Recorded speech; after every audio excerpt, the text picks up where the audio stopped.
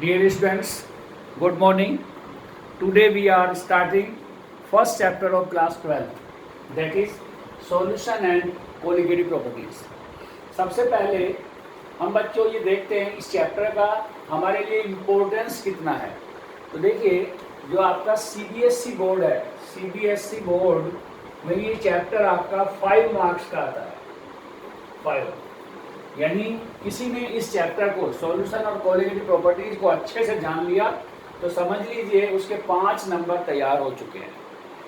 जहाँ तक कंपटीशन का क्वेश्चन है तो ये चैप्टर 2 पार्ट में बांटा गया है। एक पार्ट में जो मोल्स रिलेटेड टर्म्स होंगी जो आपने इवन 11th क्लास में पढ़ी हैं, और दूसरा पार्ट इस चैप्टर का आएगा कोलिगेटिव प्रॉपर्टी।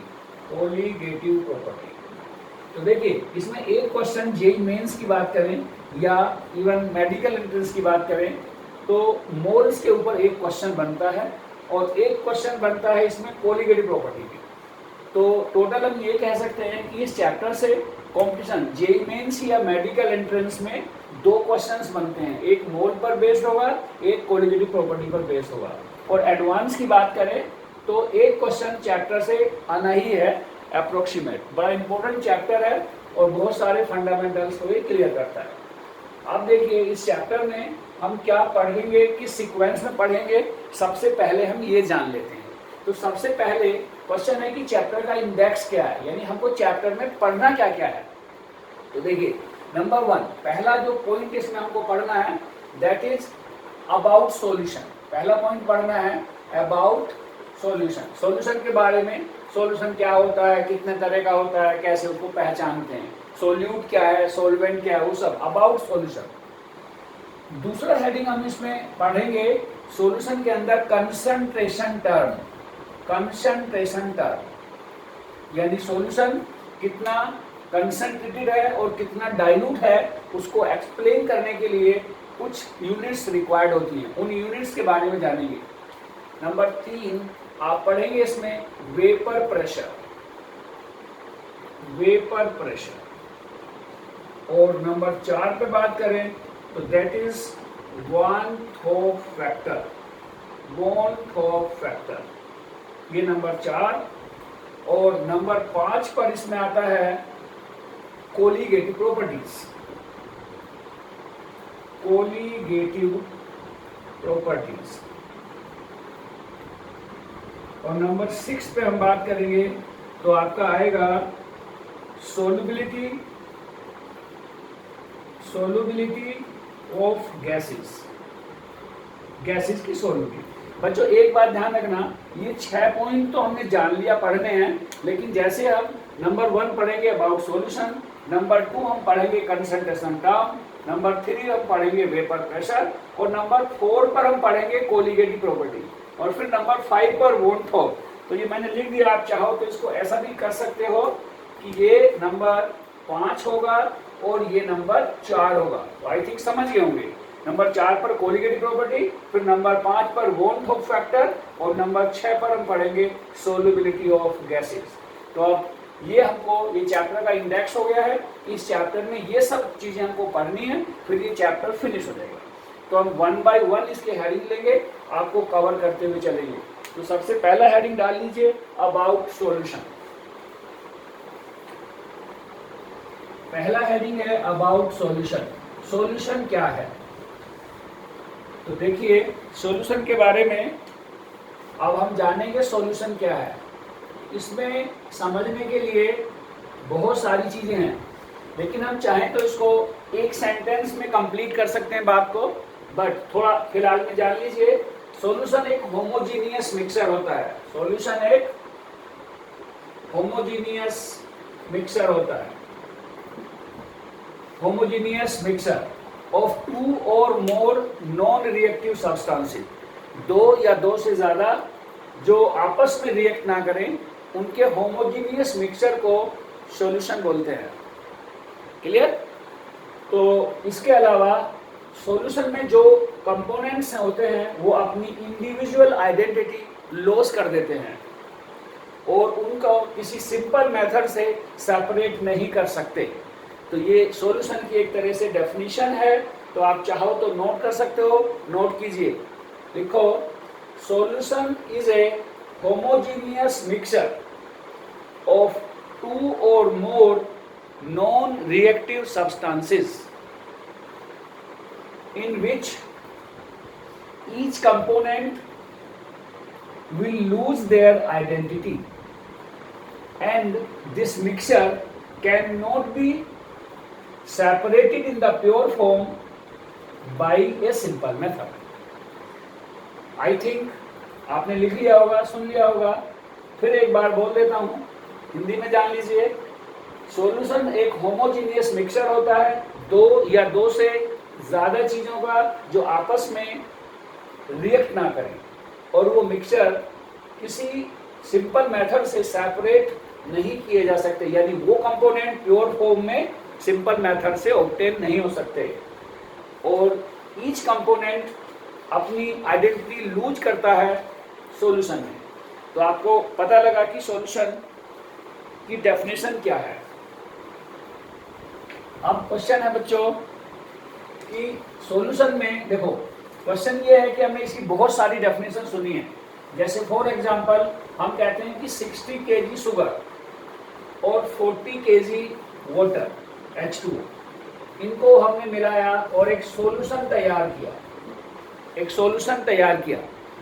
अब कुछ बच्चे ये जानते हैं कि जो क्वांटिटी में कम होता है वो सोल्यूट होता है। सॉल्यूशन के अंदर दो चीज़ें होती है भाई, एक तो सोल्यूट होता है और एक सोलवेंट होता है, और इनको मिलके बनता है सॉल्यूशन। हमको ये पहचानना है कि सोल्यूट किसको बोलते हैं और सोलवेंट किसको कहते हैं, ठीक है? ओके, तो चलिए, नो प्रॉब्लम। अब क्वेश्चन ये है कि इसमें क्वांटिटी में कम है वाटर, तो फिर तो वाटर को सोल्यूट होना चाहिए, बट एक्चुअली ऐसा नहीं है। पानी एक यूनिवर्सल सॉल्वेंट होता है, यानी पानी में कोई चीज़ डिजोल्व करते हैं तो पानी उसको अपने अंदर घोल लेता है। भले ही ये क्वांटिटी में कम है, लेकिन वाटर यहाँ पर सॉल्वेंट है। इसका मतलब हमारी जो एक हार्डकोर डेफिनेशन हम जानते हैं कि which is less in quantity is called solute, वो एकदम राइट नहीं है। अब क्वेश्चन आता है दूसरा, कुछ लोग कहते हैं कि जो मिक्सिंग ऑर्डर है वो डिसाइड करता है कि which one is solute and which one is solvent. तो बेसिकली ये भी बहुत करेक्ट नहीं है। जैसे हम आपका ये मिल्क होता है, मिल्क में हम यानी दूध में हम पानी मिलाते हैं, मिल्क में H2O मिलाते हैं, पानी मिलाते हैं। तो यदि वो मिल्क क्वांटिटी में कम है, स्मॉल है, एक सॉल्यूशन बनेगा मिल्क इन वाटर, और मिल्क क्वांटिटी में कम है, यानी जैसे हम मंदिर में चढ़ाते हैं तो व्हाइट कलर का लिक्विड बन जाता है, तो उसमें हम बोलेंगे मिल्क सोल्यूट। और यदि हम घर में मिल्क यूज करते हैं, दूध पीते हैं, उसमें डाइजेशन को अच्छा करने के लिए थोड़ा सा पानी मिला देते हैं, तो इट मीन्स पानी सोल्यूट। तो जब पानी कम पानी सोल्यूट, मिल्क कम मिल्क सोल्यूट, तो ऐसा भी कोई राइट अप्रोच नहीं है। तो चलिए, आप इनको समझ रहे होंगे कि बहुत सारी डेफिनेशंस जो हम जानते हैं वो बहुत सटीक नहीं है। कभी हम कहते हैं कि जो चीज़ घुलती है वो सोल्यूट होती है, और जिसमें घुलती है वो सोलवेंट होता है। तो ये तो सुनने में बहुत ही एक अप्रोचिंग लग रही है कि ये तो बहुत ही करेक्ट है, बट ये भी सच्चाई नहीं है। तो अब आप जान लो पहले कि सोल्यूट और सोलवेंट को कैसे आइडेंटिफाई करते हैं। एक बार जेईई में इसी बात पर क्वेश्चन पूछा गया था, और इसी को पहचानने से वो क्वेश्चन बड़ी आसानी से सोल्व होना था। तो देखो, यदि एक सॉल्यूशन आपका सॉलिड प्लस लिक्विड का बना हुआ है, ध्यान रखना, इसको हम बोलते हैं लिक्विड सॉल्यूशन। और फिर ये सॉल्यूशन मान लिया यहाँ पर गैस, और ये आपका लिक्विड है, फिर भी ये बनेगा आपका लिक्विड सॉल्यूशन।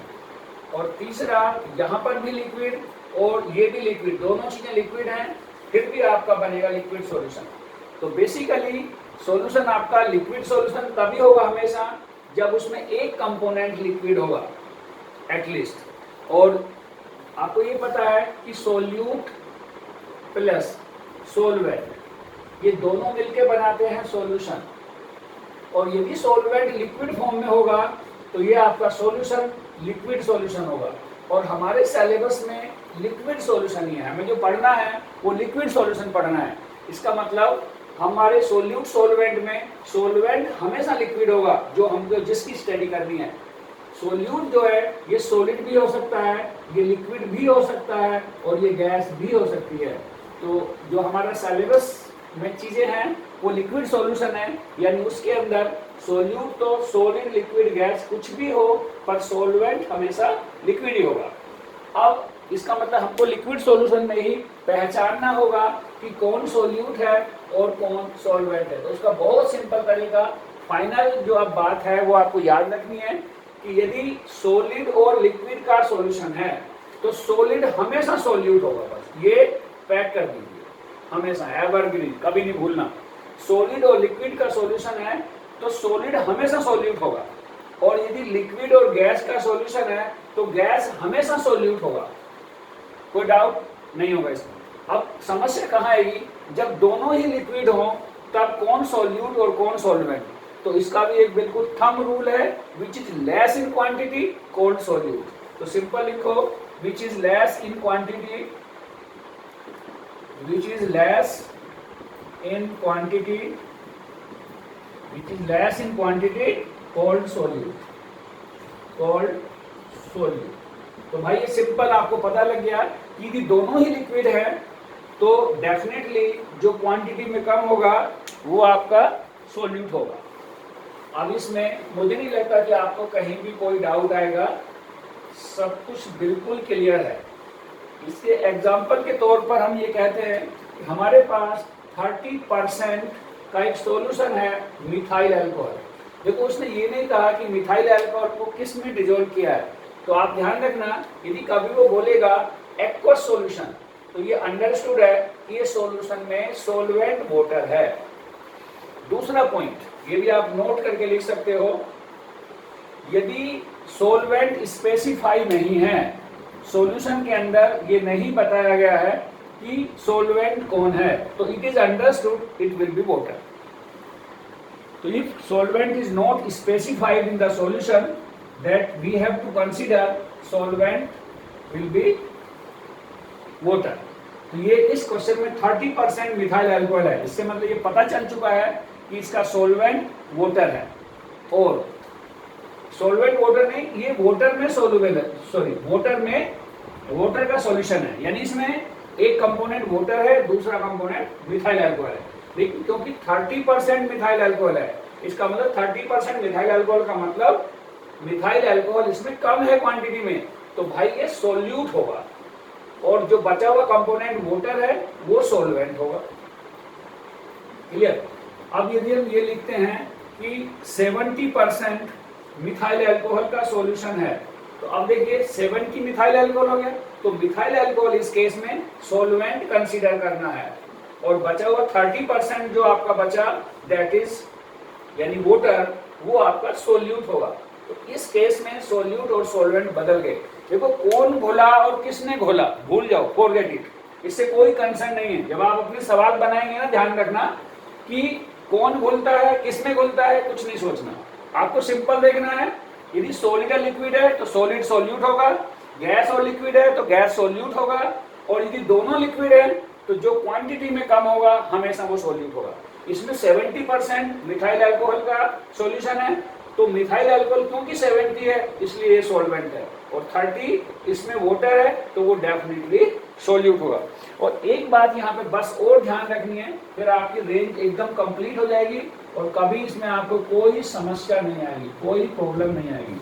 और वो क्या है, यदि वो गलती से ये कह दे 68% सॉल्यूशन है HNO3 का, 68% HNO3 डिजोल्व है वाटर में, उसने ये कह दिया, तो HNO3 उसने दिया है खुद कि HNO3 हमेशा कोई भी सॉल्यूशन सोल्यूट की टर्म में ही एक्सप्रेस होता है।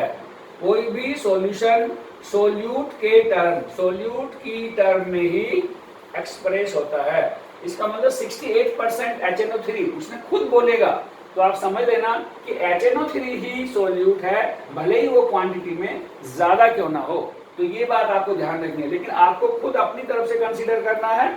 तो जो क्वांटिटी में कम होगा क्वेश्चन में, उसको आपको सोल्यूट लेना है यदि वो नहीं बोलता है तो, और अदरवाइज जो वो कहता है आपको वो ही कंसीडर करना है। तो अब देखिए, इस तरह से आपको सोल्यूट और सोलवेंट को कैसे आइडेंटिफाई करते हैं ये क्वेश्चन समझ में आ गया। अब क्वेश्चन ये है कि कंसंट्रेशन टर्म, अब हम दूसरे हेडिंग पर चलते हैं, that is concentration term. Concentration term, देखो दुनिया में कंसंट्रेशन टर्म आप ये समझ लीजिए, हम वो चीजें डिस्कस करने जा रहे हैं जो किसी सॉल्यूशन को ये बताती हैं कि ये सॉल्यूशन कितना डाइल्यूट है या कितना कंसंट्रेटेड है, मतलब सोल्यूट की क्वांटिटी उस सॉल्यूशन में कितनी है। तो देखो, यदि सोल्यूट कम होता है तो सॉल्यूशन डाइल्यूट होता है, सोल्यूट ज़्यादा होता है तो सॉल्यूशन कंसंट्रेटेड होता है, बट उसको मेजर करने का कोई स्केल तो होना चाहिए। तो देखिए, इसको हम दो ग्रुप में बांटते हैं, एक को कहते हैं ग्रुप ए और दूसरे को कहते हैं ग्रुप बी। यहाँ से बहुत अच्छे से समझना है, और आपने भी बेसिक्स को बहुत मजबूत किया तो समझ लीजिए आपको कहीं प्रॉब्लम नहीं आएगी। इसमें बातें बहुत छोटी छोटी होती हैं, लेकिन वो क्लियर ना होने की वजह से हम कहीं भी समस्या में आ सकते हैं। तो ग्रुप ए में हम लिखेंगे यहाँ पर number 1 volume related term, volume related term, और इधर में लिखेंगे हम मास रिलेटेड टर्म, मास रिलेटेड टर्म। अब देखो बच्चों, जो वॉल्यूम रिलेटेड हैं वो डेफिनेटली टेम्परेचर से, क्योंकि वॉल्यूम बदल जाता है, इसलिए volume related term temperature dependent होगी। तो इसको हम कह सकते हैं, ये जो टर्म होंगी आपकी, ये टेम्परेचर डिपेंडेंट होंगी। और क्योंकि टेम्परेचर के बदलने से मास नहीं बदलता, तो ये वाली टर्म जो मास रिलेटेड है वो आपकी होंगी टेम्परेचर इंडिपेंडेंट, टेम्परेचर से उन पर कोई फर्क नहीं पड़ेगा। अब वो कौन कौन सी कंसंट्रेशन टर्म है जो वॉल्यूम रिलेटेड है, यानी जो टेम्परेचर के बदलने से बदल जाती हैं। तो देखो, इसको याद रखना इसलिए आसान है, इसको मैं बोलूं suppose list A and it is list B. अब इस लिस्ट ए में ऐसी टर्म हमारे पास है 4, और लिस्ट बी में भी हमारे पास ऐसी टर्म है 4। तो हमको याद रखना भी आसान हो गया कि हमारे पास दोनों ग्रुप में 4 कंसंट्रेशन टर्म होती है, यानी कि टोटल कंसंट्रेशन टर्म जो हमें स्टडी करनी है वो है 8। तो इसमें पहली टर्म आएगी, देखो, परसेंटेज बाई वॉल्यूम,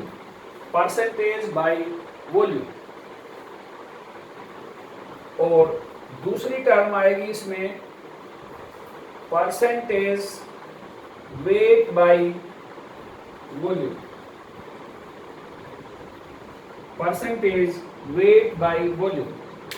और पहली है परसेंटेज बाई वॉल्यूम। नंबर 3 यहाँ पर आएगी आपकी, बहुत पॉपुलर है, सबने सुनी होगी, मोलैरिटी। और नंबर 4 जो हमारे इवन एनसीईआरटी के सिलेबस में नहीं है, बट कंपटीशन और केमिस्ट्री को समझने के लिए बहुत इंपॉर्टेंट है, दैट इज नॉर्मेलिटी।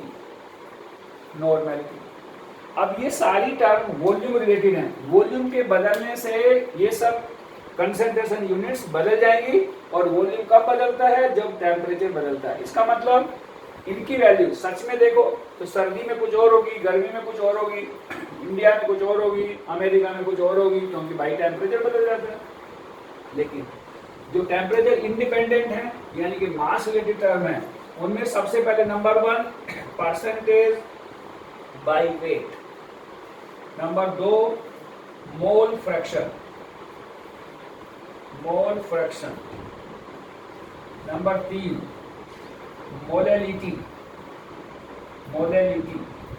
और नंबर 4 पीपीएम। तो इस तरह से भाई ये यूनिट हुई जो आपके सामने लिखी है 8 यूनिट्स। तो ये सबको अच्छे से क्लियर है। मोलैलिटी को हम हमेशा स्मॉल m से रिप्रेजेंट करते हैं, मोल फ्रैक्शन को हम x से रिप्रेजेंट करते हैं, और भाई मोलैलिटी हमारी कैपिटल M से रिप्रेजेंट होती है और नॉर्मेलिटी को हम कैपिटल N से रिप्रेजेंट करते हैं। तो यहाँ तक आई थिंक आपने उतार लिया होगा अच्छे से, और क्योंकि ये वीडियो आप बार बार भी सुन सकते हैं, इसलिए किसी चीज़ को मैं ही रिपीट करूं तो I think it is not advisable. तो चलिए अब हम इसके आगे चलते हैं। इसको मैं मिटा देता हूं, अच्छे से उतार लो एक बार आप। अब इनको one by one in terms को हमको एक्सप्लेन करना है, समझना है। तो देखो सबसे पहले हल्का सा मैं बता दूं आपको कुछ एक दो जनरल बात, जैसे ये पीपीएम है, पीपीएम तो आप हेडिंग डालो पहले, छोटा सा हेडिंग पीपीएम। पीपीएम इसका फुल फॉर्म पार्ट्स पर मिलियन, पार्ट्स पर मिलियन। मिलियन का मतलब होता है 10 to the power 6, यानी 10 to the power 6 में उसकी कितनी हिस्सेदारी है, पार्ट्स पर मिलियन। तो पार्ट्स पर मिलियन एक कंसंट्रेशन टर्म है, और इसको हम किसी सॉल्यूशन की कंसंट्रेशन को एक्सप्रेस करने में केवल तभी यूज करते हैं जब जो आपका सोल्यूट है इसकी क्वांटिटी बहुत ही कम हो, less quantity, very less, very very less. Solute अत्यंत कम हो, बहुत ही कम हो। जैसे एयर में पोल्यूशन लेवल, एयर का पोल्यूशन लेवल पीपीएम की टर्म में एक्सप्रेस किया जाता है। या आपने कभी देखा होगा ये सब बिस्किट खाते हैं तो उसमें फैट डलता है, और फैट में आपने 10th क्लास में पढ़ा होगा कि फैट बिकम्स रैंसिड, यानी फैट में रैंसिडिटी डेवलप हो गई। और जो रैंसिडिटी है ये फैट के ऑक्सीडेशन की वजह से होती है। जब इस फैट का ऑक्सीडेशन होगा तो ये फैट आपका रैंसिड बन जाता है। इस रैंसिडिटी को रोकने के लिए हम अवॉइड करते हैं, चाहते हैं कि फैट का ऑक्सीडेशन ना हो, इसलिए उसमें हम कुछ एंटीऑक्सीडेंट मिलाते हैं, एंटीऑक्सीडेंट। और जो ये एंटीऑक्सीडेंट हैं ये देखो बहुत ही पॉपुलर होता है, एक होता है BHA और एक होता है TBHQ, और इनकी फुल फॉर्म आपको जानने की वैसे कोई ज़रूरत नहीं है। TBHQ बहुत ही सस्ता होता है, और ये इंडिया के अलावा बहुत सारे अदर कंट्रीज में TBHQ बैन है, ये हार्मफुल है। लेकिन गवर्नमेंट की एक परमिसिबल लिमिट होती है इनको मिलाने की, उससे ज़्यादा आप फैट में ऐड नहीं कर सकते, क्योंकि ये एक तरह के पॉइजन है, जहर है, basically not fit for health. लेकिन ऑक्सीडेशन ना हो इसलिए परमिसिबल लिमिट में इनको ऐड करते हैं, और ये एंटीऑक्सीडेंट यानी ऑक्सीडेशन ऑफ फैट को अवॉइड करते हैं। तो क्योंकि इनकी क्वांटिटी फैट में बहुत कम होती है, इसलिए एंटीऑक्सीडेंट्स की परसेंटेज को पीपीएम, इसकी कंसंट्रेशन को एक्सप्रेस करने के लिए पीपीएम यूनिट का यूज किया जाता है। 1 ppm यदि फैट के अंदर आपके पास कोई फैट है वो 1 ppm का है, इट मीन्स 1 kg आपका BHA यानी antioxidant present in 10 to the power 6 kg solution में। ये बात का मतलब ये होता है, ठीक है। तो पीपीएम के बारे में आप थोड़ा समझ गए होंगे। पीपीएम पार्ट्स पर मिलियन यानी 10 to the power 6 में, और जब सोल्यूट बहुत ही कम क्वांटिटी में होगा सॉल्यूशन के अंदर, उस समय उस कंसंट्रेशन को एक्सप्रेस करने के लिए हम कंसंट्रेशन टर्म पीपीएम यूज करते हैं। अब देखो बच्चों, एक बात ध्यान रखने की है, आपको पता है कि डेंसिटी हमेशा मास अपॉन वॉल्यूम होती है, यानी मास और वॉल्यूम में यदि रिलेशन बनाना है तो हमको डेंसिटी इज रिक्वायर्ड। अब हमारा जो पहला ग्रुप है ये वाला ग्रुप, ये वॉल्यूम रिलेटेड टर्म है, और ग्रुप बी जो हमारा है, ग्रुप बी, इसमें हमारे पास मास रिलेटेड टर्म है। तो इन दोनों को आपस में इंटरचेंज करना हो तो without density it is not possible, क्योंकि डेंसिटी मास और वॉल्यूम के बीच में रिलेशन डेवलप करती है, यानी रिलेशन जो बनेगा मास और वॉल्यूम का वो डेंसिटी से कोरिलेट होता है। तो यदि हम कभी भी ग्रुप ए की यूनिट को ग्रुप बी की यूनिट में बदलना चाहेंगे, या इसका उल्टा मतलब ग्रुप बी की यूनिट को ग्रुप ए में बदलना चाहेंगे, और यदि सॉल्यूशन की डेंसिटी गिवन नहीं है तो वो संभव नहीं होगा। इट मीन्स इनको इंटरचेंज करने के लिए डेंसिटी इज रिक्वायर्ड। आप नोट कर सकते हैं।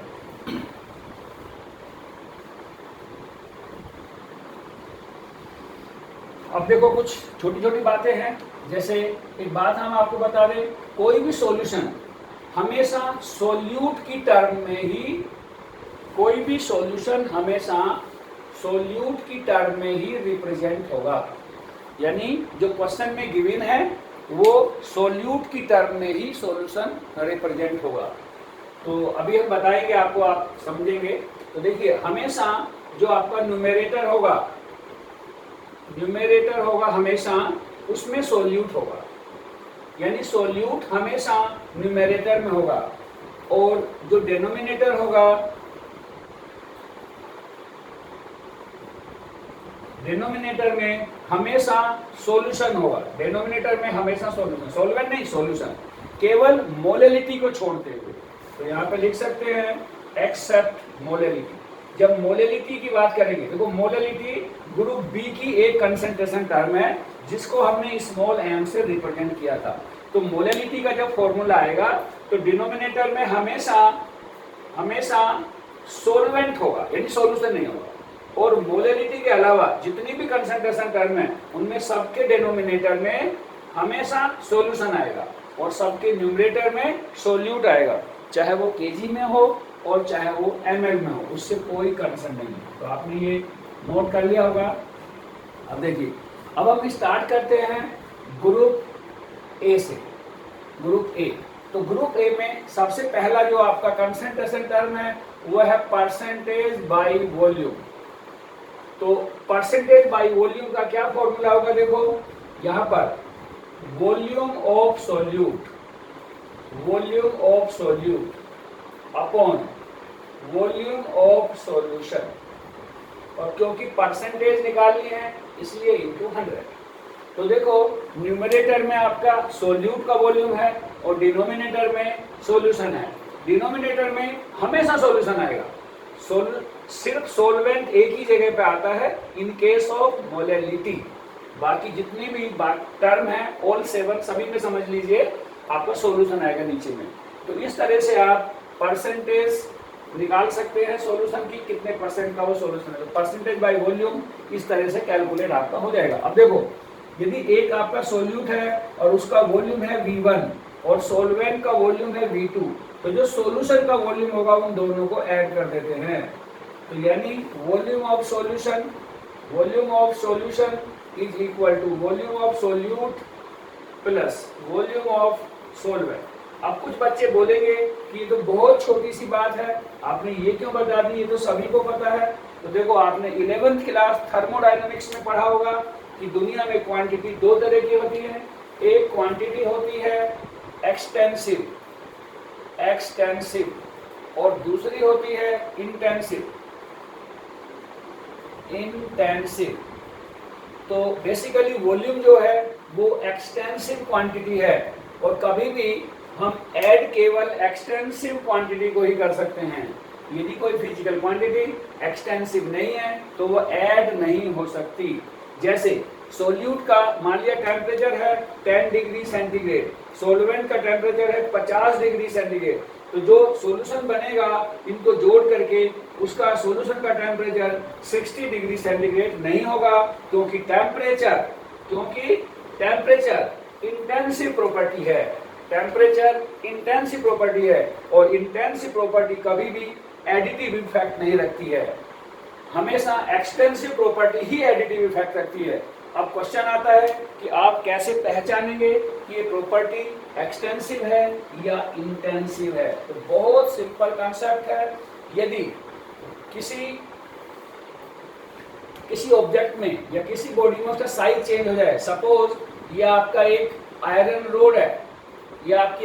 रोड है और इसकी कोई डेंसिटी है और इसका कुछ मास भी है, तो देखो यदि मैं सैंपल का साइज चेंज कर दूं और वो क्वांटिटी बदल जाए तो वो एक्सटेंसिव है, और वो नहीं बदले तो वो इंटेंसिव है। देखो, हमने इस आयरन रोड को कहीं से ऐसे कट कर दिया तो ये रोड दो टुकड़े में ब्रेक हो गई, तो इस टुकड़े का मास कुछ और होगा और पूरी रोड का मास कुछ और था। तो सैंपल का साइज बदलने से इसका मास चेंज हो गया, और मास चेंज हुआ इसलिए मास एक्सटेंसिव है। तो मास को आप ऐड कर सकते हो, लेकिन इस टुकड़े को काटने से जो इधर ये इसका पोर्शन मिला उसकी डेंसिटी वही होगी जो पूरी रोड की डेंसिटी थी। इसका हमने डेंसिटी सैंपल के साइज को कट करने से चेंज नहीं होगी। तो density is an intensive property, intensive property. ये आपने थर्मोडायनेमिक्स 11th क्लास में पढ़ा होगा। तो आप ध्यान रखना, हमेशा ऐड उसी को कर सकते हैं जो एक्सटेंसिव प्रॉपर्टी हो। जैसे आपके पास दो अलग अलग सॉल्यूशन है, एक की मोलैरिटी कुछ m1 है, दूसरे की मोलैरिटी m2 है। दोनों सॉल्यूशन को हम एक नए कंटेनर में इस तरह से ऐड कर लेते हैं, तो जो नया सॉल्यूशन बनेगा उसकी मोलैरिटी कभी भी m1 प्लस m2 नहीं हो सकती, क्योंकि मोलैरिटी इंटेंसिव है। इस कंटेनर के अंदर जो आपका सॉल्यूशन है, इसमें से मैं सैंपल साइज को चेंज कर दूं और थोड़ा सा सॉल्यूशन मैं इधर में ऐसे रख दूं, तो जो मोलैरिटी इस सॉल्यूशन की होगी वो ही मोलैरिटी इस सॉल्यूशन की होगी, यानी सैंपल का साइज बदलने से मोलैरिटी चेंज नहीं हुई। इसलिए मोलैरिटी इंटेंसिव प्रॉपर्टी है और इंटेंसिव प्रॉपर्टी कभी भी ऐड नहीं हो सकती। तो आई थिंक आप समझ गए होंगे कि हमने वॉल्यूम को क्यों ऐड किया था, किसको ऐड करना है और किसको ऐड नहीं करना है।